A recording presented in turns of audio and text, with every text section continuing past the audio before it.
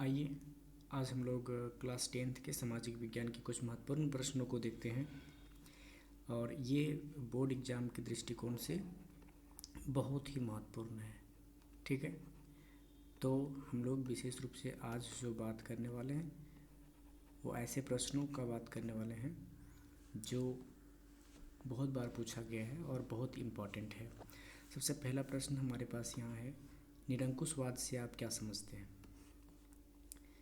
निरंकुशवाद है ना, मतलब ऐसी शासन व्यवस्था जिसमें शासक वर्ग पर, जो शासक वर्ग है उस पर किसी प्रकार का कोई अंकुश या नियंत्रण नहीं होता तथा शासक वर्ग अपनी मनमानी करने को स्वतंत्र होता है। उसका जो मन करता है राजा का या शासक का वो कर सकता है। निरंकुशवाद के नाम से उसको जानते हैं। ऐसी शासन व्यवस्था केंद्रीकृत, सैन्य बल पर आधारित तथा दमनकारी होता है। अगला क्वेश्चन हमारे पास है, कल्पनादर्श या यूटोपिया से आप क्या समझते हैं? सभी प्रकार के भेदभावों से मुक्त ऐसे आदर्श समाज की कल्पना करना जिसे वास्तविकता के धरातल पर लाना लगभग असंभव। मतलब हम लोग ऐसे समाज, ऐसे आदर्श आइडियल सोसाइटी या समाज का कल्पना कर लेते हैं कभी कभी, जो वास्तव में वैसा हो ही नहीं सकता, कोई समाज वैसा बन ही नहीं सकता। तो ऐसे इस प्रकार का जो हम लोग कल्पना कर लेते हैं, इस प्रकार के समाज को, इस प्रकार के समाज की कल्पना जो करना होता है, हम लोग उसको यूटोपिया या कल्पनादर्श कहते हैं। ठीक है, इसके प्रणेता कौन थे? फ्रेडरिक शोरियो। ठीक है, फ्रेडरिक शोरियो कौन थे? यहाँ से क्वेश्चन आ सकता है कि फ्रेडरिक शोरियो जो थे एक फ्रांसीसी चित्रकार है ना। 1848 में उसने 4 दृश्यों की श्रृंखला के माध्यम से गणतंत्र, स्वतंत्र, ज्ञानोदय और राष्ट्र आदि के आदर्श को प्रस्तुत किया था। अब हमारे पास प्रश्न है, राष्ट्रवाद से क्या समझते हैं? राष्ट्रवाद किसी राष्ट्र की सामूहिक पहचान होता है। राष्ट्रवाद जो होता है वो क्या होता है? राष्ट्र की सामूहिक पहचान। राष्ट्रवाद का शाब्दिक अर्थ अगर देखेंगे, राष्ट्र है ना, 2 शब्द से मिलकर बना है। एक है राष्ट्र और दूसरा है वाद। तो इन दोनों शब्दों का मतलब, राष्ट्र तो हम लोग जानते हैं कि एक जनसंख्या होता है, एक खास क्षेत्र होता है, भौगोलिक क्षेत्र होता है, और वाद का मतलब विचारधारा। ठीक है, वाद का मतलब सोच। अगर किसी लोगों के अंदर एक ऐसा सोच उत्पन्न हो जाए जो देश के हित में हो, देश के बारे में हो, तो उसको राष्ट्रवादी मानते हैं। एक निश्चित भौगोलिक क्षेत्र में रहने वाली जनता जब स्वयं को एक समान संस्कृति, इतिहास और बीते या फिर जो भी माना गया, यहाँ पर घाषित मान्यता के बारे में बात है, तो ये सब जुड़ा हुआ महसूस करता है, या फिर जो साझी मान्यता जो पहले से चला आ रहा है, उसका जो पहले से एक साथ मिला जुला संस्कृति चला आ रहा है, अगर ये उत्पन्न हो जाए है ना, खुद के अंदर ऐसा भावना उत्पन्न हो जाए, ऐसा मान्यता महसूस करने लगे, तो हम लोग उस भावना को, उस विचारधारा को राष्ट्रवाद कहते हैं, राष्ट्रवादी लोग कहते हैं उनको। जनमत संग्रह से आप क्या समझते हैं? तो जनमत संग्रह जो है, एक निश्चित क्षेत्र में किसी खास विषय पर कोई टॉपिक लिया जाता है, उस पर उस क्षेत्र के निवासियों के विचारों के संग्रह को जनमत संग्रह कहते हैं। मतलब कोई विचार अगर व्यक्त किया गया है किसी के द्वारा, तो वहाँ के रहने वाले लोगों से अगर हम जांच पड़ताल करें, पूछें कि इस विचार पे कौन कौन सहमत है, नहीं है ना, तो एक प्रकार से समझा जाए तो जनमत संग्रह जो है वो खास विषय पर क्षेत्र के निवासियों के विचारों का संग्रह होता है। ठीक है, ये विशेष रूप से लोकतंत्र पर के आधार पर ही है। नेपोलियन बोनापार्ट कौन था? एक महत्वपूर्ण प्रश्न इतिहास का है। इसमें है कि नेपोलियन बोनापार्ट फ्रांस का एक महान सेनानायक था, जिसके नेतृत्व में फ्रांस ने अनेक विजय प्राप्त की तथा बाद में उसे फ्रांस का पहला सम्राट भी घोषित किया गया। उसके द्वारा शासन व्यवस्था के लिए बनाई गई आचार संहिता प्रसिद्ध है। जो वो आचार संहिता बनाया था, नियम बनाया था कुछ शासन करने के लिए, वो बहुत फेमस है। उदारवाद से क्या अभिप्राय है? उदारवाद किसे कहते हैं? उदारवाद, लिबरलिज्म, एक लैटिन शब्द के बारे में बात कर रहा है कि लाइबर से या लीवर से इसकी उत्पत्ति हुई है और इसका अर्थ होता है आज़ादी। मतलब उदारवादी का सीधा संबंध आज़ादी या फिर स्वतंत्रता से है ना। व्यापक अर्थों में उदारवाद कानून के समक्ष समानता, आम सहमति से बनी सरकार, शासक वर्ग, पादरी वर्ग, कुलीन वर्ग के विशेषाधिकारों की समाप्ति तथा सभी नागरिकों के लिए मताधिकार का समर्थन करता है। मतलब ये जो है वो विशेष रूप से उदारवाद का शाब्दिक अर्थ हम लोग समझ सकते हैं, आज़ादी या स्वतंत्रता, लेकिन किसके सामने? तो कानून के समक्ष, है ना। समानता, आम सहमति से बनी सरकार, शासक वर्ग, पादरी वर्ग, कुलीन वर्ग के विशेषाधिकारों की समाप्ति। जो शासक वर्ग का विशेष अधिकार होता है, पादरी वर्ग अपने आप को ज़्यादा उच्च मानते हैं, कुलीन वर्ग भी ऊंचे लोग ही होते हैं। इन सभी के अधिकारों को, विशेष अधिकारों को ख़त्म करके सबको बराबर मानना, कानून के सामने सबको एक समान मानना, ये आज़ादी का शाब्दिक अर्थ यहाँ पर समझाया जा रहा है। तथा सभी नागरिकों के लिए मताधिकार का समर्थन करता है। कौन? उदारवाद। तो उदारवाद एक महत्वपूर्ण है, यहाँ से क्वेश्चन आ सकते हैं शॉर्ट आंसर क्वेश्चन में।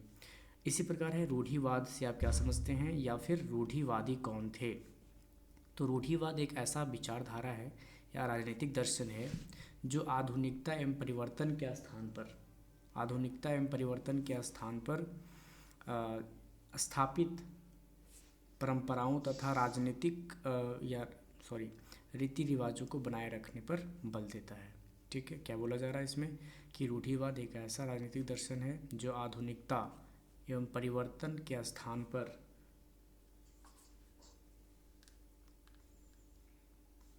स्थापित परंपराओं तथा रीति रिवाजों को बनाए रखने पर बल देता है। रूढ़िवादियों की मूल धारणा यह है कि राजतंत्र, चर्च, सामाजिक भेदभाव, संपत्ति आदि को बनाए रखना चाहिए। ठीक है, रूढ़िवादियों की मूल धारणा क्या है? वो चाहते हैं कि राजतंत्र बना रहे, चर्च रहे, है ना, या फिर जो भी धार्मिक ये चीज़ था वो बना रहे, और सामाजिक भेदभाव जो पहले से चला आ रहा था वो सामाजिक भेदभाव होता रहे, संपत्ति जो है वो बनाए रखना चाहता है। ठीक है, तो ये रूढ़िवाद है। इस तरह के विचारधारा वाले लोगों को रूढ़िवादी कहते हैं। अगला प्रश्न है, रूपक से आपका क्या तात्पर्य? मतलब रूपक जो शब्द है इससे आप क्या समझते हैं? जब किसी अमूर्त भावना या विचार को किसी मूर्त आकृति के रूप में दर्शाया जाता है तो इसे रूपक कहा जाता है। मतलब कोई ऐसा विचारधारा या कोई ऐसा भावना है जो अमूर्त है, मतलब बिना मूर्ति वाला है, समझ लीजिए, उसका कोई रूप नहीं है, लेकिन जब वही विचारधारा को किसी मूर्त के रूप में आकार मतलब दे दिया जाता है, उससे कुछ मीनिंग निकलने लगे, तो हम लोग उसको कहते हैं रूपक। जैसे टूटी जंजीर का क्या अर्थ है? मशाल अगर है नारी के रूप में राष्ट्र का कल्याणकारी टूटी जंजीर, मशाल नारी के रूप में राष्ट्र का कल्याणकारी स्वरूप आदि जन जन में राष्ट्रीयता की भावना को जगा देते हैं। ये एग्जाम्पल में है। ठीक है, अगला प्रश्न हमारे पास है कि मारियान का क्या तात्पर्य है? मारियान जो है नारी रूप में एक रूपक था जो फ्रांस में राष्ट्र तथा राष्ट्रीय एकता का प्रतीक था। फ्रांस में जो है ये राष्ट्रीय एकता का प्रतीक माना जाता है ना, मारियान नारी का एक रूप।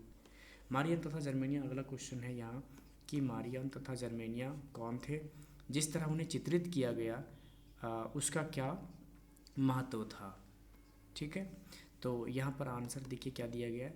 18वीं सदी या 18वीं तथा 19वीं सदी में कलाकारों ने राष्ट्रों के मानवीकरण अथवा राष्ट्रों को एक चेहरा देने के लिए रूपक के रूप में नारी रूपों का व्यवहार किया। मारियान और जर्मेनिया दो नारियों के चित्र हैं। इन्हें राष्ट्रों के रूपकों के रूप में चित्रित किया गया है। मारियान फ्रांसीसी गणराज्य का प्रतिनिधित्व करती है और जर्मेनिया जर्मन राष्ट्र का रूपक है। तो मारियान जो है वो फ्रांसीसी गणराज्य का प्रतिनिधित्व हो रहा है इसके द्वारा, और जर्मेनिया जो है जर्मन राष्ट्र के रूपक के रूप में।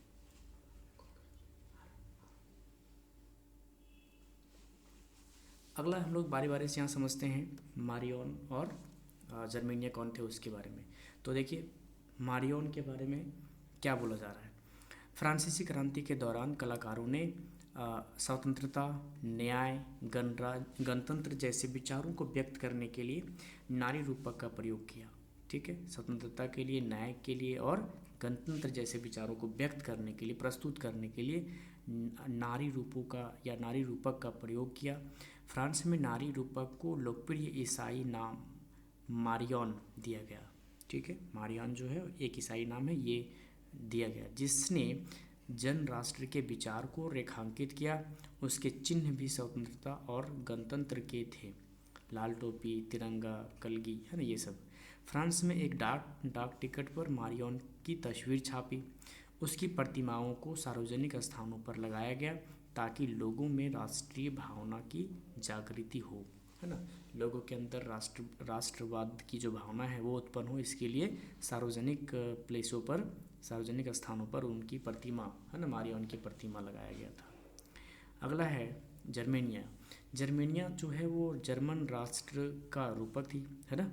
जर्मेनिया को बलूत वृक्ष के पत्तों का मुकुट पहने दिखाया गया, क्योंकि जर्मन बलूत को वीरता का प्रतीक, वीरता का प्रतीक, है ना, मतलब जो जर्मन बलूत है उसको वीरता का प्रतीक मानते हैं, इसीलिए जर्मेनिया को बलूत वृक्ष के पत्तों का मुकुट पहनाए हुए दिखाया गया। जर्मेनिया की तलवार पर जर्मन तलवार जर्मन साम्राज्य की रक्षा करती है, ये उसमें अंकित है। नारी रूप में जर्मेनिया का चित्र जर्मनी की स्वतंत्रता, राष्ट्रवाद तथा अखंडता को प्रतिबिंबित करती है। तो ये जर्मेनिया और मारियन के बारे में अगर पूछा जाता है तो हम लोग इसमें ये सब बातों को लिख सकते हैं। अगला है जूसेपी मैत्सिनी का जन्म कब और कहाँ हुआ था। देखिए, जूसेपी मैत्सिनी जो है इटली के एकीकरण में इनका बहुत बड़ा रोल था, इसीलिए याद रखना है कि इनका जो जन्म है वो 1807 ईस्वी में हुआ था और जेनेवा में हुआ था। अंग इटली क्या था, तो इसकी स्थापना भी किसके द्वारा हुआ था, ये है क्वेश्चन। अंग इटली जो है एक गुप्त क्रांतिकारी संगठन था और इसकी स्थापना 1830 ईस्वी के दशक में जूसेपी मैत्सिनी के एकीकृत इटली के विचारों और प्रसारित करने के लिए की थी। मतलब इटली को एकीकृत करने के लिए, इटली का एकीकरण करने के लिए जो एक गुप्तचारी, है ना, एक गुप्त क्रांतिकारी संगठन जो यहाँ पर इनके द्वारा बनाया गया था, उसी को यंग इटली, क्योंकि उस समय युवा लोग का वहाँ पर बहुत बड़ा रोल था। ठीक है, तो अगला क्वेश्चन इन्हीं से जुड़ा हुआ है, जूसेपी मैत्सिनी कौन था और राष्ट्रवाद के विकास में उसका क्या योगदान था, अथवा जूसेपी मैत्सिनी पर संक्षिप्त टिप्पणी लिखने के लिए क्वेश्चन रहेगा कि जूसेपी मैत्सिनी कौन थे, उसके बारे में टिप्पणी लिखें। तो यहाँ पहला पॉइंट वाइज लिखा गया है, इसको समझिए। जूसेपी मैत्सिनी इटली का एक महान क्रांतिकारी था, है ना, वो क्या था, इटली का एक महान क्रांतिकारी था। वह निरंकुश राजतंत्र का विरोधी और उदार लोकतंत्र का समर्थक था। मतलब जो निरंकुश था, जिस पर कोई अंकुश नहीं रहता था, तो वैसे राजतंत्र का वो विरोधी थे। वो चाहते थे कि लोकतंत्र कायम हो, उदारवादी लोकतंत्र का यहाँ पर आना चाहिए, उसी का वो समर्थन करते थे। उसने इटली के एकीकरण की रूपरेखा तैयार की, मतलब कैसे इटली का एकीकरण किया जाए, इसके लिए वो ढांचा तैयार किया कि ऐसे ऐसे हम लोग को करेंगे तो इटली का एकीकरण संभव हो पाएगा। दूसरा पॉइंट यहाँ पर है, अपने विचारों को कार्य रूप देने के उद्देश्य से मैत्सिनी कार्बोमारी के गुप्त संगठन का सदस्य बन गया और फिर लिगुरिया में विद्रोह के आरोप में बहिष्कृत होने के बाद उसने 2 भूमिगत संगठनों की स्थापना की।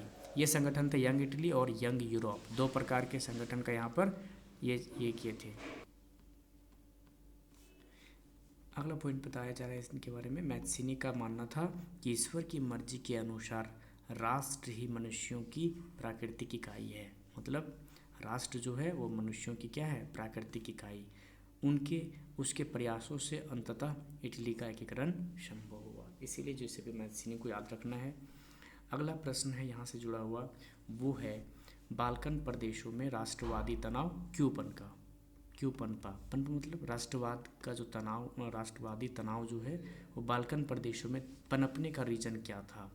तो बाल्कन प्रदेशों में राष्ट्रवादी तनाव पनपने के कारण क्या है, वो नीचे 2, 3, 4 पॉइंट में दिया गया है, उसको हम लोग देखते हैं।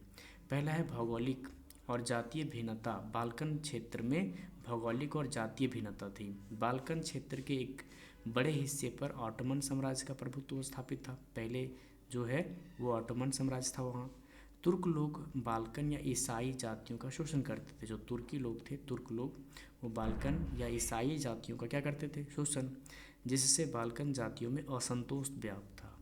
बाल्कन क्षेत्र में राष्ट्रीयता की भावना का प्रसार तथा ऑटोमन साम्राज्य के विघटन के कारण बाल्कन क्षेत्र की स्थिति काफ़ी विस्फोटक हो गई। मतलब ऑटोमन साम्राज्य जब विघटन हो गया, उसका खत्म हो गया, विघटित हो गया, तो बाल्कन क्षेत्र में काफ़ी ये जो स्थिति था वो बिगड़ गया, मतलब विस्फोटक हो गया। ठीक है। ऑटोमन साम्राज्य द्वारा आधुनिकीकरण के प्रयास। 19वीं सदी में ऑटोमन साम्राज्य ने आधुनिकीकरण तथा आंतरिक सुधारों के द्वारा अपने साम्राज्य को सुदृढ़ बनाने का प्रयास किया, परंतु उसे सफलता नहीं मिला ऑटोमन साम्राज्य को। बाद में क्या हुआ? बाल्कन राज्यों में एकता का अभाव, बाल्कन राज्यों में परस्पर एकता का अभाव था। मतलब जनरली वहाँ ये समझ सकते हैं कि बाल्कन राज्यों में एकता और बाल्कन राज्यों में परस्पर जो एकता था उसका कमी था, और प्रत्येक राज्य अपने लिए अधिक से अधिक प्रदेश प्राप्त करना चाहता था। इस कारण बाल्कन राज्यों में तनाव जो था वो जारी था, व्याप्त था। बाल्कन क्षेत्र में यूरोपीय शक्तियों के बीच प्रतिस्पर्धा। बाल्कन क्षेत्र में यूरोपीय जो स्पर्धा था उसका कारण क्या था? तो बाल्कन क्षेत्र में यह तनाव और अधिक बढ़ गया। ठीक है। यूरोपीय शक्तियों के बीच व्यापार, उपनिवेश स्थापना, उसके बाद नौसैनिक एवं सैन्य शक्ति के लिए गहरी प्रतिस्पर्धा थी, और रूस, जर्मनी, इंग्लैंड, ऑस्ट्रिया, हंगरी देश जो थे वो बाल्कन क्षेत्र में अपना अपना प्रभाव बढ़ाना चाहते थे। ये सारे जो देश थे वो बाल्कन क्षेत्र में अपना अपना प्रभाव बढ़ाना चाहते थे, और इससे इस क्षेत्र में कई युद्ध हुए और अंततः यह प्रथम विश्व युद्ध का प्रमुख कारण बना था। ठीक है। प्रथम विश्व युद्ध जो हुआ था, कब हुआ था याद है आप लोग को? तो 1914 से 1918 के आसपास में ये युद्ध हुआ था। ठीक है। और इसका कारण बाल्कन प्रदेश ही एक तरह से था। अगला क्वेश्चन हमारे पास है कि रोलेट एक्ट क्या था? भारत के लोग रोलेट एक्ट का विरोध में क्यों थे? ठीक है। तो भारत में ब्रिटिश शासन के हो रहे प्रतिरोधों के खिलाफ ब्रिटेन के इम्पीरियल लेजिस्लेटिव काउंसिल जो था वहाँ का, ठीक है, वो 1919 ईस्वी में एक कानून पारित किया। ठीक है। और वो कानून क्या था? जिसे हम लोग रोलेट एक्ट या रोलेट के नाम से जानते हैं। ठीक है। इसमें क्या था? इस कानून के द्वारा सरकार को राजनीतिक गतिविधियों को कुचलने, मतलब अगर यहाँ पर भारत में कोई ऐसा गतिविधि चल रहा हो जो राजनीतिक रूप से देश को मजबूत करता हो, भारतीय लोगों को इकट्ठा करता हो, एकजुट करता हो, तो ऐसी गतिविधियों को कुचला जा सकता है, और राजनीतिक कैदियों को क्या करा जा सकता है? 2 साल तक बिना मुकदमा चलाए जेल में बंद रखने का अधिकार मिल गया, और इसी कारण भारतीय लोग जो थे इसका विरोध कर रहे थे। इसी प्रकार यहाँ यही क्वेश्चन यहाँ सेम अलग प्रकार से हम लोग लिख सकते हैं, मतलब पॉइंट वाइज वहाँ भी था, लेकिन यहाँ भी थोड़ा सा इसको देख लीजिए कैसे कर सकते हैं। भारत के लोग रोलेट एक्ट के विरोध में क्यों थे? तो इसका कारण हम लोग बताएंगे, क्योंकि भारत के लोग रोलेट एक्ट का विरोध इसलिए कर रहे थे क्योंकि क्या था?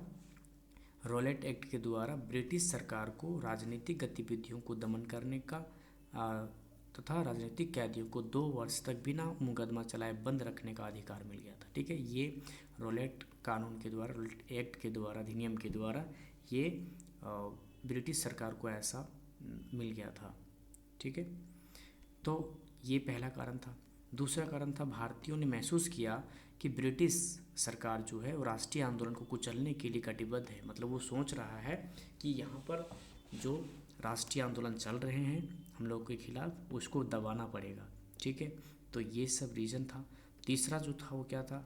वह इसलिए भी नाराज़ थे कि प्रथम विश्व युद्ध में ब्रिटिश सरकार को सैनिक और आर्थिक सहायता देने के बावजूद उसने रोलेट एक्ट जैसे काला कानून बनाया था। मतलब प्रथम विश्व युद्ध में अंग्रेज़ों की तरफ से भारतीय सैनिक लड़े थे, है ना, और देखा गया कि यहाँ पर वो इतना काम करने उनके लिए करने के बावजूद भी यहाँ पर जो लोग हैं, राष्ट्रवादी लोग, है ना, उन पर, राजनीतिक लोग या फिर अन्य लोगों पर शोषण किया जा रहा है, और अगर कोई उनके खिलाफ आवाज़ उठा रहा है तो उनको बिना मुकदमा चलाए जेल में बंद कर दिया जा रहा है। तो ये अच्छा नहीं था, इसीलिए भारत के लोग इसके विरोध में थे। ठीक है। तब भारतीयों ने रोलेट एक्ट का विरोध करने का क्या किया? फैसला किया, निश्चय किया। ठीक है। गांधी जी वाला हम लोग लिख सकते हैं कि ये कैसे गांधी जी रोलेट एक्ट का विरोध कैसे किए थे, है ना, किस प्रकार से इनका क्या रोल था रोलेट एक्ट के विरोध में। तो भारत में रोलेट एक्ट का प्रखर विरोध हुआ। गांधी जी ने इस अन्यायपूर्ण कानून के खिलाफ अहिंसक ढंग से नागरिक अवज्ञा के रूप में राष्ट्रव्यापी सत्याग्रह आंदोलन करने की घोषणा की, और इस नागरिक अवज्ञा को 6 अप्रैल 1919 से एक हड़ताल के साथ आरंभ होना निश्चित किया गया था। यहाँ पर एक क्वेश्चन है कि जालियांवाला बाग हत्याकांड पर संक्षिप्त निबंध लिखना है और इसके क्या प्रभाव थे। तो वही बात है, ये उसी समय का बात है कि जब यहाँ पर वर्डिक्ट लाया गया था, है ना, 1919 में ही ये सब जो लाया था। तो उसी दौरान इसी के साथ साथ वहाँ पर बैसाखी का पर्व मनाया जा रहा था लोगों के द्वारा जालियांवाला बाग में, और साथ ही साथ इस प्रकार का मीटिंग भी चल रहा था रॉलेट एक्ट के बारे में। तो यहाँ पर क्या हुआ, ये बात समझिए थोड़ा सा। क्या हुआ कि 13 अप्रैल 1919 को जालियांवाला बाग हत्याकांड हुआ। उस दिन अमृतसर में बहुत सारे गांव वाले सालाना बैसाखी मेले में शिरकत करने के लिए जालियांवाला बाग मैदान में जमा हुए थे। हुआ क्या था अगला कि लोग जो है वो सरकार द्वारा किए गए दमनकारी कानून जो रॉलेट एक्ट था ना, उसके विरोध प्रकट करने के लिए एकत्रित भी हुए थे। यह मैदान चारों तरफ से बंद था। शहर से बाहर होने के कारण लोगों को यह पता नहीं था कि इलाके में मार्शल लॉ लागू किया जा चुका है। मतलब थोड़ा सा ये जो जालियांवाला बाग था वो थोड़ा सा बाहर था शहर से। तो जो मार्शल लॉ लागू हुआ था, है ना, कि लोग इकट्ठा नहीं हो सकते हैं, 10 लोग इकट्ठा एक साथ नहीं हो सकते, 4 लोग इकट्ठा नहीं हो सकते हैं, गुटबाजी नहीं कर सकते हैं, तो लोगों को मालूम नहीं था। तो ये बाहर होने के कारण क्या हुआ कि लोग वहाँ पर इकट्ठा हो गए। ठीक है। तो इसके बाद अंग्रेज़ों को पता चलने के बाद जनरल डायर जो था हथियारबंद सैनिकों के साथ वहाँ पहुँच गया और उसने मैदान से बाहर निकलने के सारे रास्तों को क्या कर दिया, बंद कर दिया। इसके बाद उसके सिपाहियों ने भीड़ पर अंधाधुंध गोलियां चला दी, सैकड़ों लोग मारे गए। और सिपाही कौन थे, भारत के ही लोग थे, है ना। तो कुछ लोग अपने ही होते हैं जो नुकसान पहुंचाते हैं। यहाँ पर चौथा बात बोला जा रहा है, प्रभाव क्या पड़ा इसका। ठीक है। तो भारत के इतिहास का यह सबसे दर्दनाक घटना थी। इससे भारत भर में रोष की लहर फूट निकली, है ना। ये बहुत दर्दनाक घटना मानेंगे इनको। लोग सड़कों पर उतर गए, हड़तालें होने लगी, लोगों ने सरकारी इमारतों पर हमला कर दिया, जगह जगह पर लोगों की पुलिस से भिड़ंत हुई। लोगों को आतंकित और अपमानित करने की मंशा से सरकार ने इन विरोधों को निर्ममता से कुचला। तो ये बहुत दर्दनाक घटना हुआ। हम लोग आज भी इसको याद करते हैं तो रूह कांप जाता है, क्योंकि जालियांवाला बाग हत्याकांड, अगर कहीं से कोई भागना भी चाह रहा है उसको भागने नहीं दिया रहा है, गोली मार दिया जा रहा है ना। एक कुआं था, वहाँ पर लोग जा के डूब जा रहे थे। वहाँ पर डूबने के कारण भी बहुत लोगों का मौत हो गया, एक दूसरे के ऊपर दबने के कारण। तो बहुत दर्दनाक घटना था। अगला क्वेश्चन हमारे पास है कि गांधी जी ने असहयोग आंदोलन को वापस लेने का फैसला क्यों लिया। तो पहला यहाँ पर असहयोग आंदोलन का प्रारंभ शहरी शिक्षित और मध्यम वर्ग के हिस्सेदारी से हुआ। ठीक है, जहाँ इसका स्वरूप नियंत्रित और अहिंसक था। शिक्षित लोग अगर थोड़ा सा कंट्रोल में रहते हैं, डिसिप्लिन में रहते हैं, नियमों को जानते हैं, डर भी लगता है उनको, तो वो नियंत्रित में रहते हैं और अहिंसक रहते हैं।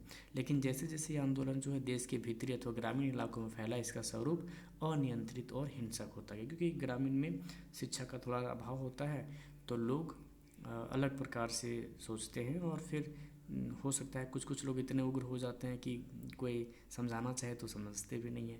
लेकिन वो उनका नहीं समझना भी एक लाजमी था, क्योंकि अधिकतर समस्या जो झेल रहे थे वो गांव के लोग ही झेल रहे थे। शहर के लोगों को क्या दिक्कत था, वो सब तो आराम से अंग्रेज़ों के साथ काम कर रहे थे मिलजुल कर, उनको तो मज़ा आ रहा था। जो समस्या झेलना पड़ रहा था ग्रामीण किसानों को, कृषक को झेलना पड़ रहा था, तो उग्र होना तो स्वाभाविक था। तो अगला बात यहाँ बोला जा रहा है कि स्वराज के प्रति अति उत्साह ने शांतिपूर्ण असहयोग को हिंसक टकराव में बदल दिया। तो इसीलिए गांधी जी जो थे असहयोग आंदोलन को वापस ले लिए। अगला क्वेश्चन जो महत्वपूर्ण है वो है साइमन कमीशन क्या था और भारत में इसका विरोध क्यों किया गया। तो यहाँ देखिए, साइमन कमीशन पर संक्षिप्त टिप्पणी भी लिखने के लिए बोला जा सकता है, यही चीज़ लिखेंगे। 1927 में ब्रिटेन की एक टोरी सरकार, वही अंग्रेज़ों की सरकार, भारत में राष्ट्रवादी आंदोलन के जवाब में, जो आंदोलन चल रहे थे भारत में, उसके जवाब में एक वैधानिक आयोग का गठन किया, है ना। एक ऐसा आयोग, कमेटी जो है उसका वो निर्माण किया, जिसे साइमन कमीशन के नाम से जाना जाता है। इस कमीशन के अध्यक्ष सर जॉन साइमन थे, इसीलिए इसका नाम साइमन कमीशन बोला गया। इसमें क्या था ये सब, इस आयोग का कार्य जो था वो भारत में संवैधानिक व्यवस्था की कार्यशैली का अध्ययन करना था। मतलब कि संवैधानिक व्यवस्था जो है उसका कार्यशैली क्या है वो उसका अध्ययन करना था और तदनुरूप सुझाव देना था। मतलब उसके अनुसार फिर तदनुरूप सुझाव देना था। और इसके बात ये था कि इसके सभी सदस्य जो थे वो अंग्रेज थे। मतलब कोई भी भारत का लोग इस संवैधानिक व्यवस्था की कार्यशैली का अध्ययन करने के लिए जो आयोग गठन किया गया था, इसमें कोई भी भारत के लोगों को, भारतीय नागरिकों को सदस्य के रूप में नहीं रखा गया था। चलिए ठीक है, कोई पद पर नहीं रखें, सदस्य भी नहीं रखा गया था। तो ये एक महत्वपूर्ण कारक था। भारत में इसका विरोध इसलिए हुआ या इसलिए किया गया कि इस आयोग में एक भी भारतीय सदस्य नहीं था और सारे सदस्य अंग्रेज थे। अतः 1928 में जब साइमन कमीशन भारत पहुंचा तो लोग उसका स्वागत, साइमन कमीशन वापस जाओ, गो बैक का नारा लगाया है ना। कांग्रेस और मुस्लिम लीग सभी पार्टियों ने प्रदर्शन में हिस्सा लिया। इसमें कांग्रेस भी, मुस्लिम लीग भी, जो भी और पार्टियां थी वो सभी इस प्रदर्शन में भाग लिए। पंजाब में लाला लाजपत राय ने इस आयोग के विरुद्ध जो प्रदर्शन का नेतृत्व किया था, तो पुलिस ने उन पर इतनी लाठियां बरसाई कि इस प्रहार से उनकी मृत्यु हो गई। तो लाला लाजपत राय की मृत्यु जो है वो साइमन कमीशन के वापस भेजने का जो विरोध चल रहा था उसी के कारण हुआ। ठीक है, अगला प्रश्न है और ये महत्वपूर्ण प्रश्न है, याद रखना है। यहाँ सभी प्रश्नों को हम इम्पोर्टेंट सेलेक्ट करके यहाँ रखे हैं। दांडी यात्रा से आप क्या समझते हैं, संक्षेप में लिखिए। इसी क्वेश्चन को पूछ सकता है कि दांडी मार्च अभूतपूर्व घटना साबित हुई जिसे ब्रिटिश साम्राज्य को हिला कर रख दिया, स्पष्ट करना है। या फिर उपनिवेशवाद के खिलाफ प्रतिरोध का एक असरदार प्रतीक था ये नमक यात्रा, कैसे, स्पष्ट करने वाला क्वेश्चन रह सकता है। ये तीनों में से कोई प्रश्न अगर रहेगा तो हम लोग आंसर सेम लिखेंगे। क्या क्वेश्चन है वो समझ में आ गया। हम लोग दांडी मार्च या दांडी यात्रा के बारे में बात कर, नमक यात्रा के बारे में बात कर रहे हैं और उपनिवेशवाद के खिलाफ ये कैसे प्रतिशोध था या फिर उसके प्रतिरोध में था। तो इसको देखिए, यहाँ बोला जा रहा है कि 31 जनवरी 1930 को गांधी जी ने वायसराय इरविन को एक पत्र लिखा जिसमें उन्होंने 11 मांगों का उल्लेख किया। ठीक है, इनमें सबसे महत्वपूर्ण मांग था नमक कर को समाप्त करने का। ठीक है, कि नमक टैक्स जो लगता है, नमक में भी टैक्स, सोचिए कि उसमें नमक में टैक्स लगता था जो भारत के समुद्र में ही निकाला जा रहा था, वहीं से सब कुछ मिलता था और अंग्रेज लोग हम लोग के ऊपर टैक्स लगा रहा है। तो ये कितना सही था। उन्होंने ब्रिटिश सरकार को यह चेतावनी दी कि 11 मार्च तक उनकी मांगें नहीं मानी गई तो कांग्रेस सविनय अवज्ञा आंदोलन शुरू कर देगी। ठीक है, तो मांगे नहीं माने जाने पर गांधी जी ने 78 विश्वस्त कार्यकर्ताओं के साथ साबरमती आश्रम में दांडी नमक का कस्बे की ओर प्रस्थान किया और गांधी जी ने 224 किलोमीटर की दांडी यात्रा जो है पैदल चलकर 24 दिनों में तय कर दिया। दांडी यात्रा द्वारा ही गांधी जी ने सविनय अवज्ञा आंदोलन की शुरुआत की थी। ठीक है, 6 अप्रैल को पहुँचे। 6 अप्रैल को दांडी पहुंचकर गांधी जी ने समुद्र के पानी को उबालकर नमक बना के दिखाया और नमक कानून का उल्लंघन किया। ठीक है, इसके पहले अंग्रेज़ों के कानून में ये था कि नमक केवल हम लोग बनाएंगे, बेचेंगे हम लोग, भारत का कोई आदमी नहीं बना सकता, भारत का कोई कंपनी नहीं बना सकता है और इसको कोई बेच नहीं सकता, एक अधिकार था नमक पर। गांधी जी इसका उल्लंघन किए, है ना। दांडी यात्रा द्वारा ही गांधी जी ने सविनय अवज्ञा आंदोलन की शुरुआत की थी और फिर स्वतंत्रता के लिए देश को एकजुट करने के लिए गांधी जी ने नमक को एक शक्तिशाली प्रतीक के रूप में देखा। इसका रीज़न क्या था कि नमक जो था वो सर्वसाधारण के भोजन का एक अनिवार्य हिस्सा था, चाहे वो कोई भी जाति समाज धर्म का हो। ठीक है, वो भारत में है अगर या कहीं भी है तो नमक तो खाएगा ही। तो अगर नमक के लिए लड़ाई करेगा तो सब लोग एक साथ आएंगे।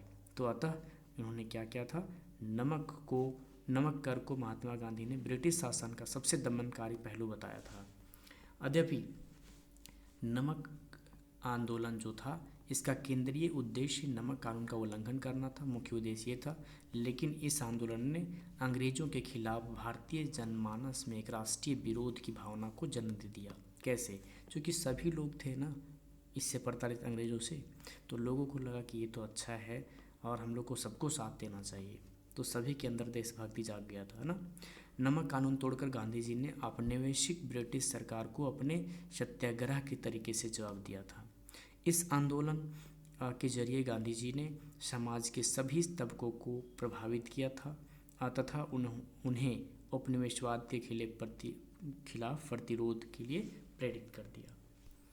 अगला है भारत छोड़ो आंदोलन का संक्षिप्त वर्णन। मतलब भारत छोड़ो आंदोलन जब 1900 लास्ट में जब हम लोग को आज़ादी मिलने का टाइम आ रहा था उस समय भारत छोड़ो आंदोलन हुआ था, ठीक है। 1942 में क्या हुआ था वो देखिए।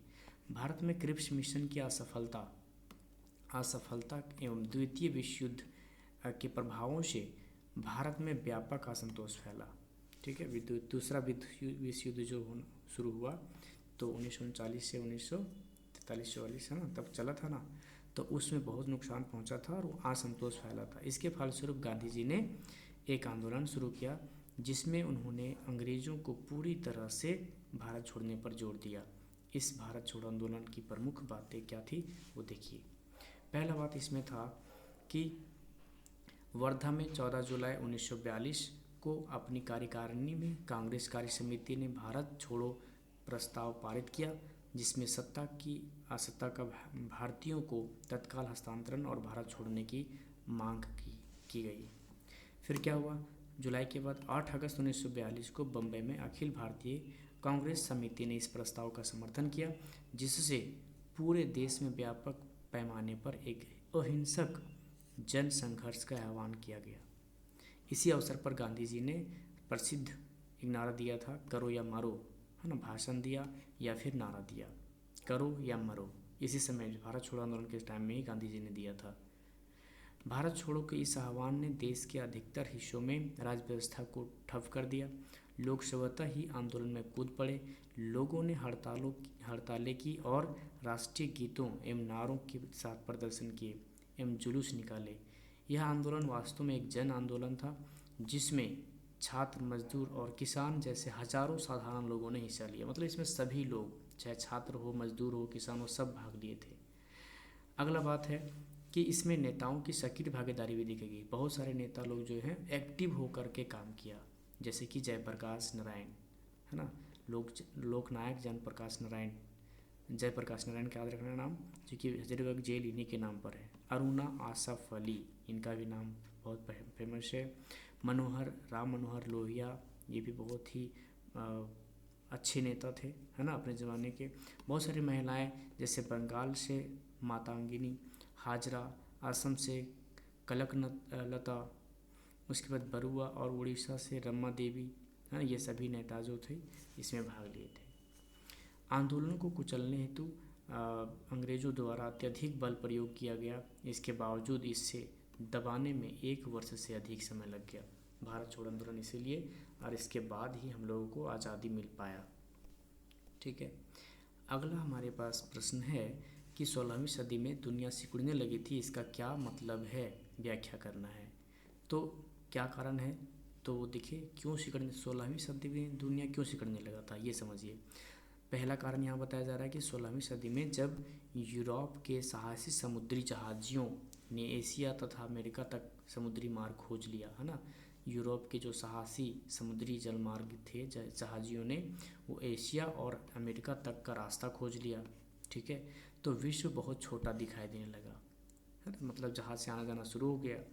16वीं सदी से पहले तक विभिन्न महाद्वीपों के लोग के बीच अंतर संबंध, व्यापार और व्यवसाय का अभाव था। मतलब अलग अलग महाद्वीपों के बीच जो लोगों के बीच में व्यापार होता था, व्यवसाय होता था, ये सब कुछ नहीं था, संबंध भी वैसा कुछ नहीं था। लेकिन 16वीं सदी में सुलभ आवागमन के कारण संसार के महाद्वीपों के बीच व्यापार, व्यवसाय, सांस्कृतिक विचारों का आदान प्रदान और लोगों की आवाजाही बढ़ गई।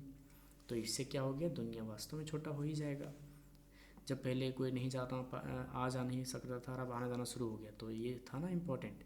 आर्थिक और सांस्कृतिक आदान प्रदान के कारण 16वीं सदी में विश्व के देश एक दूसरे के निकट आने लगे थे। अब अमेरिका, एशिया, यूरोप, अफ्रीका, ये सब में पारस्परिक संबंध स्थापित होने लगा था, एक दूसरे के बीच संबंध जुड़ने लगा था, ठीक है। अब संसार का कोई भी क्षेत्र उपनिवेशवादियों के आक्रमण और वैश्विक बीमारियों से अछूता नहीं रह गया। मतलब अब जो उपनिवेशवादियों का जो आक्रमण है, हर देशों में, हर अलग अलग, जहाँ पर पहले नहीं पहुँच रहे थे वहाँ पहुँचने लगे। जो बीमारी होता था एक देश से दूसरे देश में फैलने वाला, जैसे कि अगर कोरोना पहुँचा था एक देश से दूसरे देश में, है ना, तो ये इसी वजह से, ठीक है। अगला है रिंडरपेस्ट की बीमारी अफ्रीका में कब फैली। एक बीमारी था रिंडरपेस्ट, वो कब फैला और इसका क्या प्रभाव पड़ा था। तो देखिए ये बीमारी कैसे हुआ था, थोड़ा समझिए। बोला जा रहा है कि अफ्रीका में रिंडरपेस्ट की जो बीमारी है वो 1880 के दशक के अंतिम वर्षों में ईसाई मवेशियों से एशिया के जो मवेशी लोग थे, जानवर लोग है ना, अफ्रीकी मवेशियों में फैला था। अफ्रीका के जानवरों में ये हुआ था, लेकिन एशिया के मवेशियों से हुआ था। यूरोपीय निवेशकार उपनिवेशकार एशिया से मवेशियों को अफ्रीका ले गए थे। ठीक है, यहाँ से एशिया से कहाँ ले गए थे? अफ्रीका। तो रिंडरपेस्ट या मवेशी फ्लैग जिसको कहते हैं कि बीमारी इन्हीं मवेशियों से अफ्रीकी मवेशियों में फैल गई। अफ्रीका में रिंडरपेस्ट के आने का प्रभाव क्या था? तो इसमें है इस बीमारी के कारण 90% पशु नष्ट हो गए। सोचिए कि अगर 100 जानवर था उसमें 90 खत्म, ये बहुत बड़ा बीमारी था।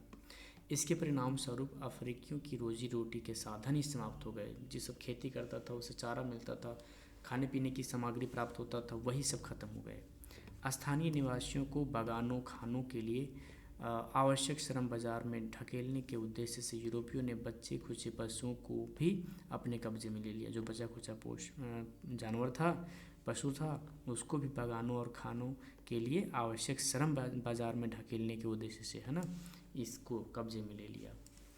ऐसे यूरोपियों को पूरे अफ्रीका का उपनिवेश बनाने और लोगों को गुलाम बनाने का अवसर प्राप्त हो गया। यही कारण था, जब उस सबके पास जानवर नहीं, कुछ भी नहीं, तो पूरा अफ्रीका के लोग उस उपनिवेशिक हो गए, अंग्रेज़ों के गुलाम हो गए। ये यूरोप में जो जो वहाँ पर गए उनके गुलाम हो गए।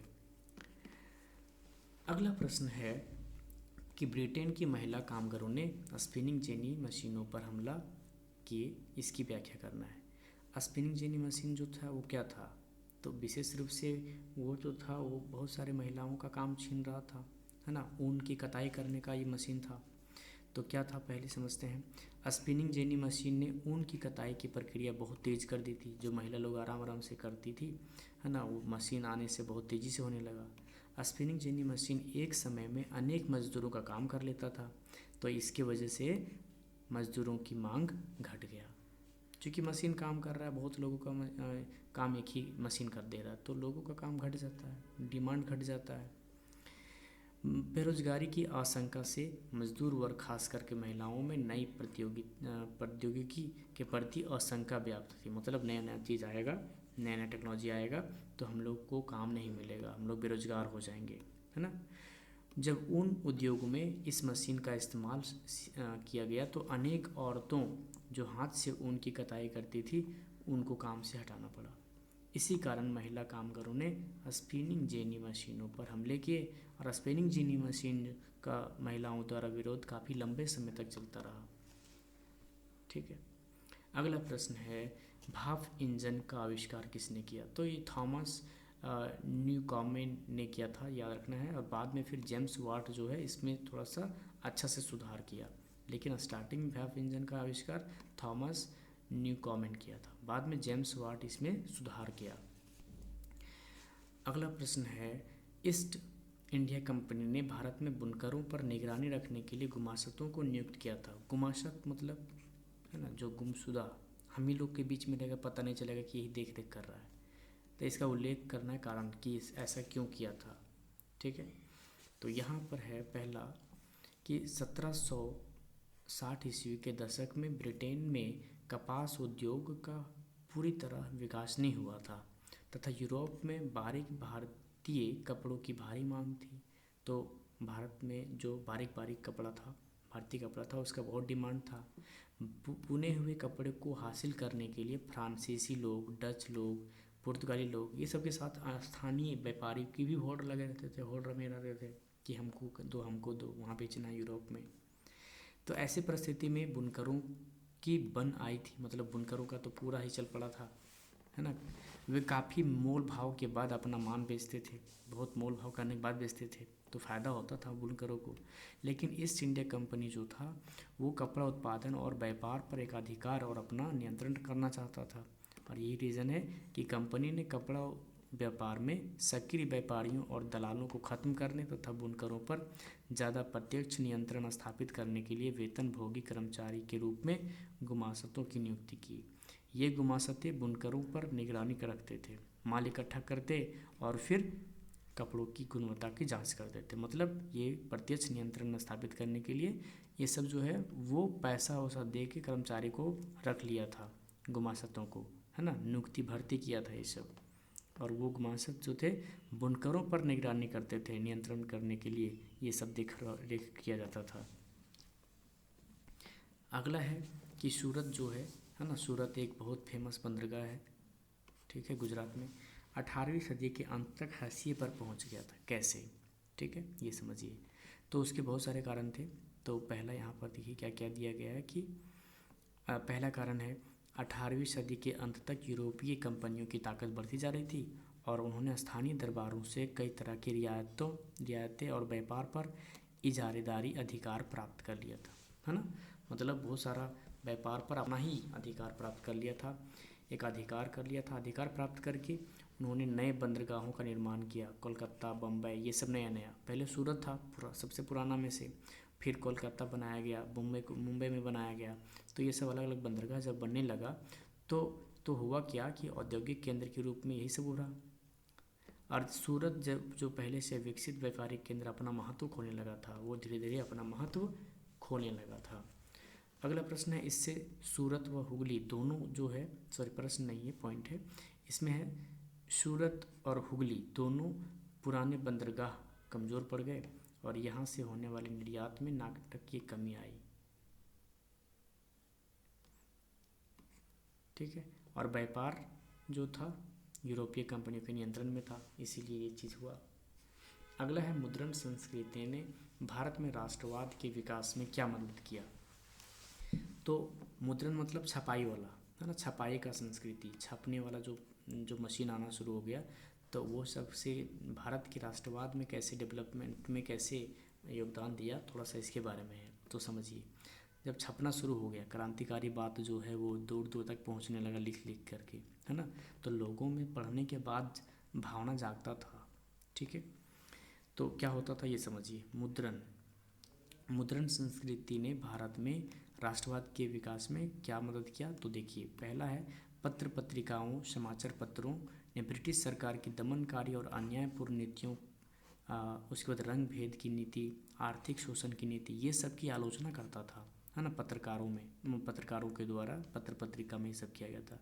तो इससे आम जनता को औपनिवेशिक शासन की बुराइयों एवं शोषण का पता चला और देशभक्ति और राष्ट्रीय भावनाओं का प्रसार भी हुआ था। ठीक है, बुराइयों के बारे में, अंग्रेज़ों का जो बुराई था वो पता चल रहा था, शोषण का पता चल रहा था, और लोगों के अंदर इससे देशभक्ति और राष्ट्रीय भावना जो है वो डेवलप हो रहा था।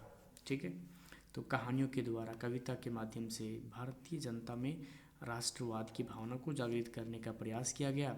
और फिर आनंद मठ, फिर भारत दुर्दशा आदि रचनाओं ने देशवासियों में राष्ट्रीय भावना का प्रसार किया। ठीक है, राष्ट्रवादी अखबारों ने क्रांतिकारी विचारों को जनता के बीच फैलाया। कार्टूनों के प्रकाशन के माध्यम से अंग्रेजी शासन एवं संस्कृति के विकृत रूपों को जनता के सामने लाने का प्रयास किया गया। अंग्रेजी शासन का जो विकृत रूप था, बेकार बिगड़ा हुआ जो रूप था, जनता के सामने कार्टून के द्वारा लाने का कोशिश किया गया। मुद्रण संस्कृति के कारण सामान्य और जनता शिक्षित और जागरूक हो गई।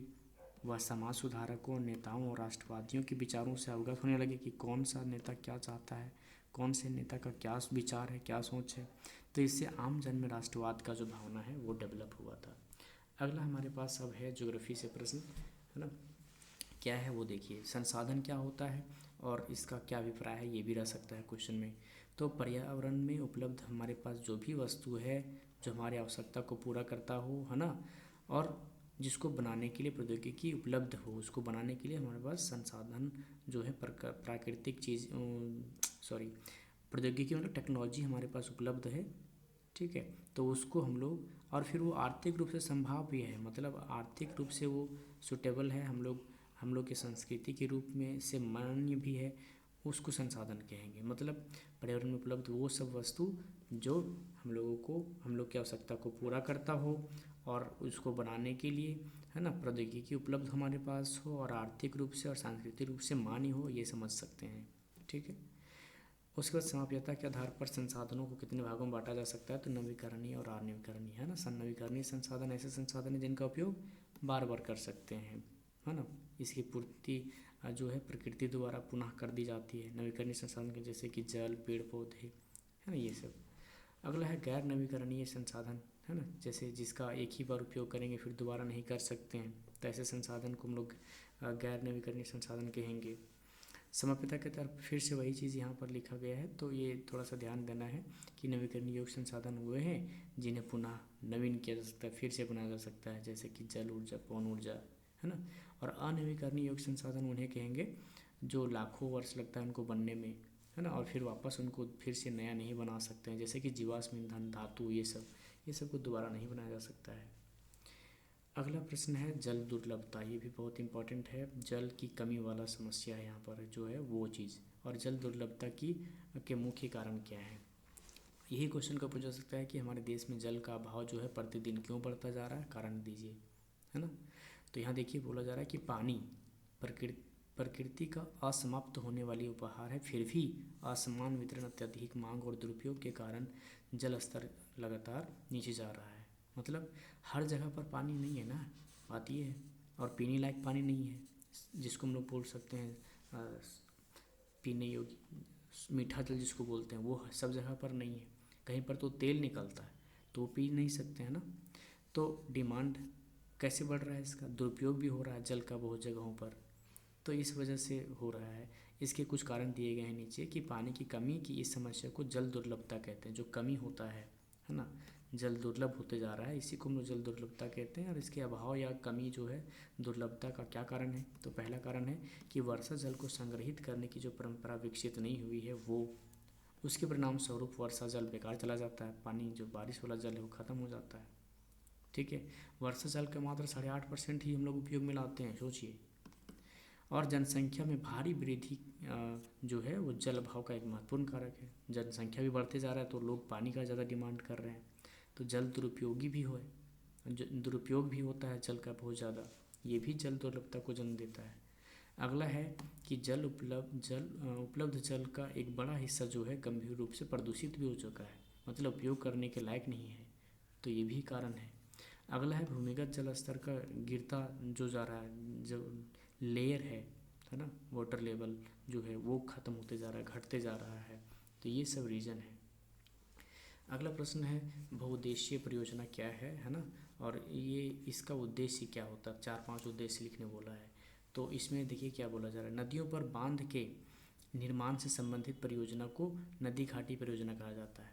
जब ऐसी परियोजना का निर्माण एक या अधिक उद्देश्यों की पूर्ति के लिए किया जाता है तो हम लोग क्या कहेंगे, उन्हें बहुउद्देशीय नदी परियोजना के नाम से जानते हैं। ठीक है, मतलब हम लोग जब कुछ परियोजना का निर्माण करते हैं और उसका उद्देश्य एक नहीं बहुत सारा होता है तो हम लोग उसको बहुउद्देशीय परियोजना का नाम देते हैं। नदी घाटी परियोजना इसका सबसे बेस्ट एग्जांपल है। तो यहाँ पर देखिए बहुउद्देशीय नदी घाटी परियोजना के बारे में क्या उद्देश्य है, तो बाढ़ को कंट्रोल करना। बांध बनाते हैं अगर तो बाढ़ कंट्रोल होगा, मृदा भी संरक्षित रहेगा, फिर जल विद्युत जो है वो तैयार कर सकते हैं, सिंचाई के लिए हम लोग पानी उपलब्ध करा सकते हैं, मछली पालन कर सकते हैं, नगरों में जो जल का बहुत भारी आवश्यकता होता है, ठीक है, वहाँ कमी भी है तो वहाँ पर पूर्ति करा जा सकता है जल के द्वारा। उसके बाद है कि जल परिवहन की सुविधा जो है वो उपलब्ध कराया जा सकता है। ठीक है, इसके लाभ हानि तो हम लोग देख ही रहे हैं। ठीक है, यहाँ पर देखिए कुछ का लाभ हानि दिया गया है, तो इसमें जो लाभ है वो क्या है, सिंचाई, उत्पादन, घरेलू औद्योगिक उपभोग के लिए जल चाहिए वो मिल जाएगा, बाढ़ नियंत्रण हो जाएगा, मनोरंजन भी उसमें हम लोग करते हैं, बोटिंग वगैरह करते हैं ना, नौ संचालन, मत्स्य पालन भी होता है। हानि क्या क्या है, लोगों को विस्थापित होना पड़ता है, कभी कभी जो होता है कहीं बांध बनाया जाता है तो आसपास के गाँव को विस्थापित कर दिया जाता है। नदी जलीय आवासों में भोजन की जो कमी है वो हो जाता है। उसके बाद जलाशय की तली में तलछट जमा हो जाना, है ना, ये सब हो जाता है। प्राकृतिक बहाव अवरुद्ध हो जाना, प्राकृतिक रूप से जो बह रहा था वो धीरे धीरे बंद हो जाता है, ये सब समस्या है कुछ। यहाँ से अगला प्रश्न है कि राजस्थान के अर्ध शुष्क क्षेत्रों में वर्षा जल संग्रहण का कैसे किया जाता है वो समझिए। तो राजस्थान एक बहुत बड़ा भाग जो है मरुस्थल है, हम लोग को पता है, वहाँ पानी का अभाव तो रहता है, हमेशा बना रहता है। तो पश्चिमी राजस्थान जो खास करके है वहाँ पर पीने का जल एकत्रित करने के लिए छत वर्षा जल संग्रहण की पारंपरिक विधि अत्यंत सफल है। वो कैसे क्या किया जाता है, तो राजस्थान के अर्ध शुष्क क्षेत्र या शुष्क क्षेत्रों में घर में पानी की पीने की जो पानी है वो संग्रहित संग्रहित, थोड़ा सा ठीक से नहीं लिखा हुआ है, तो ये संग्रहित करने के लिए भूमिगत टैंक है ना, जिसको टाँका कहा जाता है, वो बनाया जाता है। और घरों की ढालों छत में जो पाइप है उसको जोड़ दिया जाता है, और वर्षा छत से जो वर्षा का पानी नल के द्वारा, पाइप के द्वारा जो टैंक नीचे बनाया गया है वहाँ जमा हो जाता है। ठीक है। और पहला जो जल होता है छत वाला, उसको तो नालों को साफ़ करने में यूज़ होता है। ठीक है, उसको जमा नहीं करा जाता है।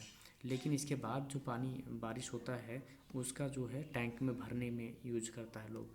और पानी की कमी को पूरा करने के लिए अनेक बावलियों का निर्माण होता है। राजस्थान में अनेक नगरों में और कस्बों में देखा जाता है इस प्रकार से।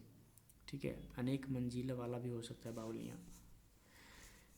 अगला है वर्षा के जल को एकत्रित करने के लिए गड्ढे बनाए जाते हैं, जिससे भूमि की सिंचाई की जा सके, है ना। तो गड्ढे भी बनाए जाते हैं कहीं कहीं। ठीक है, संरक्षित जल को वर्षा के काम में भी लाया जाता है। और राजस्थान के जैसलमेर जिला जो है वहाँ खादिन और अन्य क्षेत्रों में जोहड़ इसका उदाहरण है। ठीक है, वर्षा जल संग्रहण का। बाकी यहाँ कृषि से संबंधित प्रश्न है। ठीक है, कर्तन कृषि या फिर स्थानांतरित कृषि किसे कहते हैं। तो अधिक वर्षा वाले क्षेत्रों में जब एक स्थान की भूमि जो है उर्वरा शक्ति समाप्त हो जाता है तो किसान क्या करता है कि स्थान को छोड़कर कहीं और जाके खेती करता है, साफ सुथरा करता है और वहाँ खेती करता है, कुछ समय के लिए उसको छोड़ देता है। तो इस प्रकार की जो कृषि है उसको स्थानांतरित कृषि कहते हैं, या फिर उसको कर्तन दहन प्रणाली भी कहते हैं, क्योंकि आसपास को साफ करके जला दिया जाता है ना, दहन करा जाता है उसका। इस प्रकार की खेती जो है वो कहाँ करा जाता है, भारत के पूर्वोत्तर प्रदेश में, छोटा नागपुर के पठारू भागों में भी करा जाता है, और अंडमान निकोबार के द्वीप समूह में भी ऐसा खेती होता है। अगला है रोपण कृषि, है ना। रोपण कृषि कैसे कैसे, तो रोपण कृषि जो है बड़े बड़े आकार के फार्मों पर की जाती है। इस कृषि में वैज्ञानिक विधियों, मशीनों, उर्वरकों, है ना, और अधिक पूंजी का प्रयोग होता है। और इसमें बागानों में बड़ी संख्या में कुशल और श्रमिक, जो कुशल श्रमिक हैं वो काम कर रहे होते हैं रोपण कृषि में। रोपण कृषि के मुख्य फसल कौन कौन से हैं, तो रबड़, चाय, कहवा, कोको, गन्ना, नारियल आदि, ये सब केला वगैरह रख सकते हैं। रोपण कृषि विशेष रूप से व्यावसायिक महत्व को बढ़ावा देता है, मतलब व्यावसायिक रूप से इसको किया जाता है। गहन कृषि क्या है, तो गहन कृषि जो है वो भी कृषि का एक प्रकार है। इसमें क्या हो रहा है कि एक ही भूमि पर कई प्रकार के फसलों को उत्पादन किया जाता है। गहन कृषि में मुख्य रूप से खाद्यान्नों का उत्पादन किया जाता है, और ये पारंपरिक ढंग से की जाती है ना। यह घनी आबादी वाले क्षेत्रों में की जाती है जहाँ भूमि ज़्यादा उपलब्ध नहीं है। तो गहन कृषि तो वहीं होगा, एक बार में कई कितना सारा फसल उगाया जाता है, जैसे धान, गेहूँ, मक्का, ये सब फसल लगाया जाता है। ठीक है। भारत में कौन कौन सा नकदी फसल है जो पैसा देता है तुरंत तत्काल में, वो है गन्ना, तंबाकू, रबड़, है ना, ये सब नकदी फसल के एग्जाम्पल हैं। और रोपण कृषि की फसलों के नाम पूछेगा तो चाय, कॉफ़ी, गन्ना, ये सब जो है रोपण कृषि के एग्जाम्पल मानेंगे। ठीक है। और 3 ऋतु, कृषि ऋतुओं का नाम बताना है, और फिर उपजाई जाने वाली फसलों का नाम। तो अगर हम यहाँ पर यहाँ रबी ना, रबी फसल,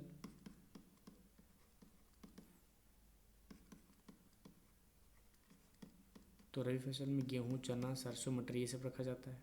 खरीफ में चावल, कपास, मक्का, मूंगफली। जायद फसल सब्जियाँ जो है खीरा, तरबूज, ये सब को रख सकते हैं। तो ये सब 3 जो मौसम होता है ना, रबी फसल, खरीफ फसल और जायद फसल। इसके बारे में थोड़ा सा और डिटेल्स जानेंगे कि क्या क्या होते हैं।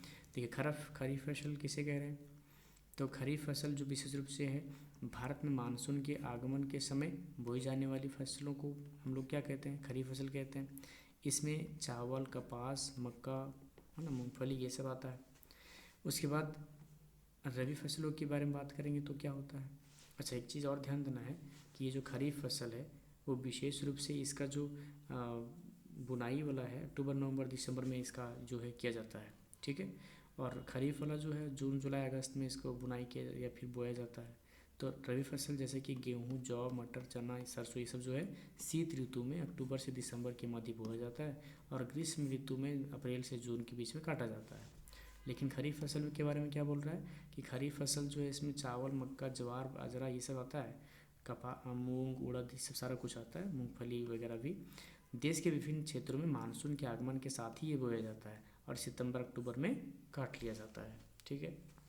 कोई कोई फसल नवंबर तक भी जा सकता है।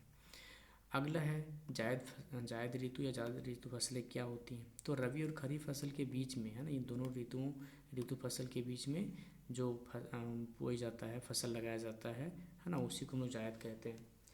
इसमें ध्यान देना है कि तरबूज, खरबूजे, खीरे ये सब जो है इसके अंतर्गत आते हैं।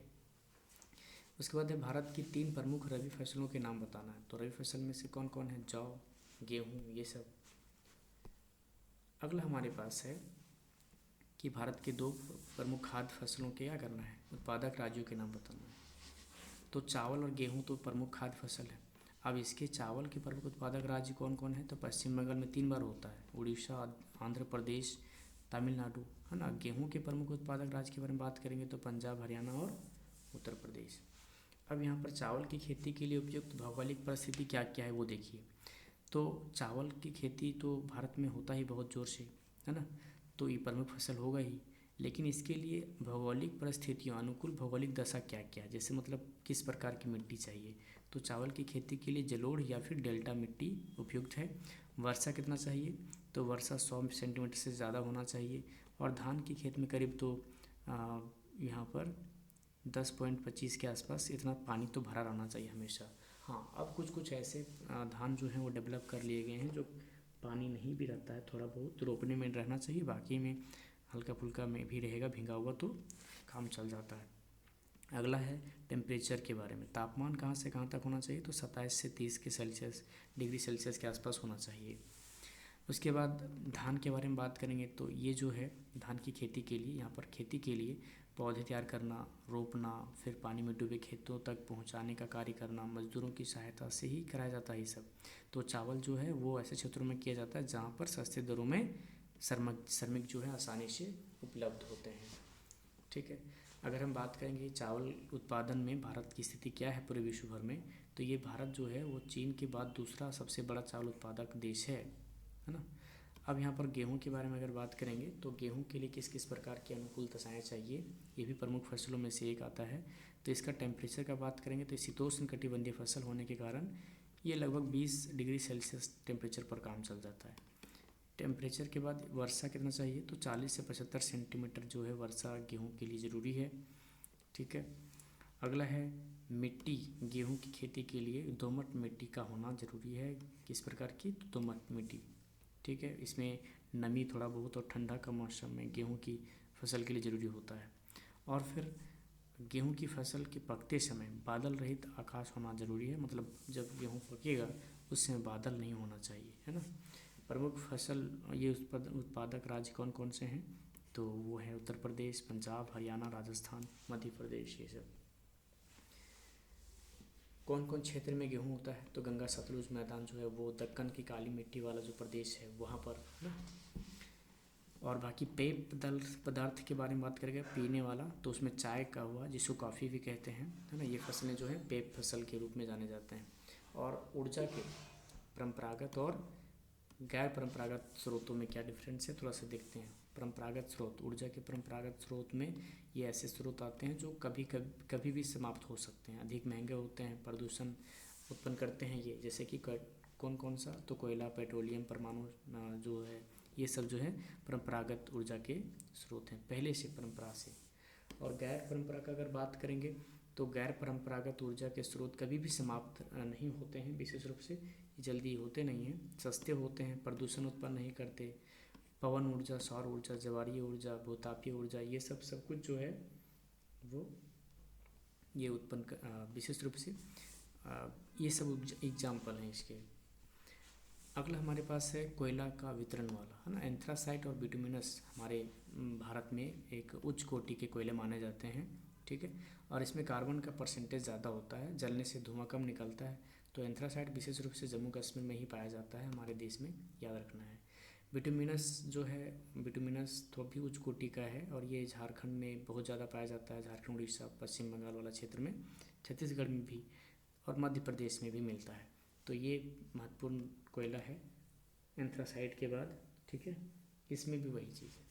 अगला है लिग्नाइट, मध्यम श्रेणी का कोयला है ये भी। लिग्नाइट जो है ये भी, जैसे बिटुमिनस, एंथ्रासाइट, बिटुमिनस, लिग्नाइट और पीट, ये 4 प्रकार के कोयलों को याद रखना है। सबसे ज़्यादा अच्छा एंथ्रासाइट, जो केवल जम्मू कश्मीर में पाया जाता है। फिर बिटुमिनस जो झारखंड, उड़ीसा, पश्चिम बंगाल ये सब क्षेत्र में पाया जाता है, सेकेंड में यही आता है। उसके बाद लिग्नाइट है, ये मध्यम श्रेणी का माना जाता है, इसको भूरा कोयला के नाम से भी जानते हैं, ठीक है। और ये कोयला जो है उसकी अपेक्षा राख थोड़ा सा कम, कोयले की अपेक्षा राख का प्रतिशत इसमें थोड़ा कम होता है। और लिग्नाइट कोयला राजस्थान, तमिलनाडु और जम्मू कश्मीर में मिलता है। उसके बाद पीट जो है सबसे निम्न कोटि का कोयला होता है और इसमें धुआं ज़्यादा निकलता है, और ये झारखंड और छत्तीसगढ़ में प्रमुख रूप से पाया जाता है। उसके बाद है परिवहन तथा संचार के साधन कौन कौन से हैं, और इसको जीवन रेखा तथा अर्थव्यवस्था क्यों कहा जाता है। मतलब परिवहन और संचार के साधन जो हैं किसी देश की जीवन रेखा तथा अर्थव्यवस्था क्यों होते हैं, या परिवहन क्यों ज़रूरी है, ठीक है। तो इसमें देखिए सबसे पहले है परिवहन हमारी अर्थव्यवस्था का आधारभूत धमनियाँ, है ना, शीरा धमनी होता है ना हमारे ब्लड में रक्तों को पहुंचाने के लिए, तो वैसे ही परिवहन भी है ना, आवश्यकता वाला सामग्रियों को, चीज़ों को यहाँ से वहाँ ले जाने में इसका बड़ा रोल होता है।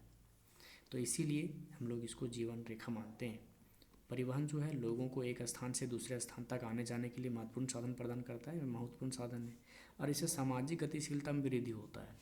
सुरक्षा के दृष्टिकोण से देखेंगे तो परिवहन बहुत बड़ा रोल है सुरक्षा के मामले में, है ना, इससे दो दस्ते आवागमन में आने जाने में जो है आसानी होता है।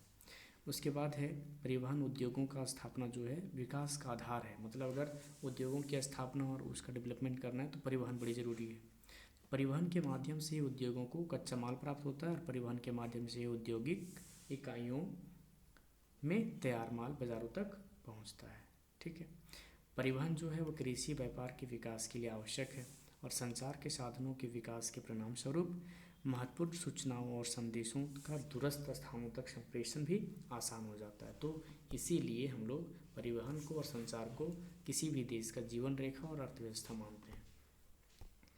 अगला है हमारे पास प्रश्न, सड़क परिवहन के गुण बताना है। सड़क परिवहन अन्य परिवहन साधनों की तुलना में कैसे उपयोगी है या अधिक उपयोगी कैसे है। तो जो परिवहन है खास करके सड़क परिवहन, है ना, तो इसके कुछ गुण के बारे में यहाँ बात करना होगा, क्योंकि हम लोग को क्यों अधिक उपयोगी है ये बात बताया जा रहा है। तो परिवहन के अन्य साधनों की अपेक्षा सड़कों का निर्माण लागत बहुत कम है, और सड़कों को दुर्गम और उबड़ खाबड़ तथा पहाड़ी स्थानों पर भी बनाया जा सकता है। तो सड़कों को नगरों, गाँव, मोहल्लों और गलियों में भी बनाया जा सकता है। तो ये सब इसके कुछ गुण हैं, फ़ायदे हैं। और घर घर तक यात्री जो है वस्तुओं को वाहन को पहुंचाने का एकमात्र साधन सड़क ही है। अब कुछ रेल के गुण और दोष दोनों बताना है। रेल परिवहन भी उसका कुछ फ़ायदा है तो कुछ नुकसान भी है, तो दोनों चीज़ बताना है। तो इसका गुण क्या है पहले, तो रेल परिवहन जो है इसके द्वारा भारी मात्रा में यात्री और सामान को ढोए जाते हैं, ठीक है। और रेल परिवहन उद्योगों के विकास में महत्वपूर्ण ढंग से सहायक तो है ही, लंबी दूरी के लिए रेल जो है बहुत महत्वपूर्ण है, उत्तम साधन मान सकते हैं। लेकिन इसके दोष क्या क्या हैं, कौन कौन सा इसका दोष है, तो ये सभी स्थानों पर नहीं बनाया जा सकता, और ख़ास करके पहाड़ी क्षेत्रों में बहुत दिक्कत होता है। झारखंड में इसीलिए बहुत ज़्यादा रेल वाला सुविधा नहीं है, इससे यात्रियों एवं वस्तुओं को घर तक नहीं पहुंचा जा सकता है, ठीक है। अगला है रेल परिवहन कहाँ पर अत्यधिक सुविधाजनक परिवहन का साधन है, तो इस और क्यों है। तो मैदानी क्षेत्रों में रेल परिवहन जो है अत्यधिक सुविधाजनक है, इसीलिए गंगा नदी के घाटी वाला जो क्षेत्र है, गंगा नदी के आसपास वाला क्षेत्र, उत्तर प्रदेश, बिहार, है ना, पंजाब, ये सब में बहुत अच्छा से रेल चलता है, ठीक है, बहुत ज़्यादा मिलेगा। मैदानी क्षेत्र में भूमि समतल होती है ना, अतः रेलवे लाइन बिछाना अधिक आसान हो जाता है। और भारत के उत्तरी मैदान अपनी विस्तृत समतल भूमि, सघन जनसंख्या और संपन्न कृषि एवं प्रचुर संसाधनों के कारण रेल परिवहन के विकास में सहायक रहा है। तो इसीलिए उत्तरी मैदान जो है भारत का वो बहुत इंपॉर्टेंट है रेल परिवहन के दृष्टिकोण से। अब यहाँ पर सत्ता की साझेदारी, थोड़ा सा यहाँ छूट गया है, समझ लीजिए, यहाँ होना चाहिए सत्ता की साझेदारी।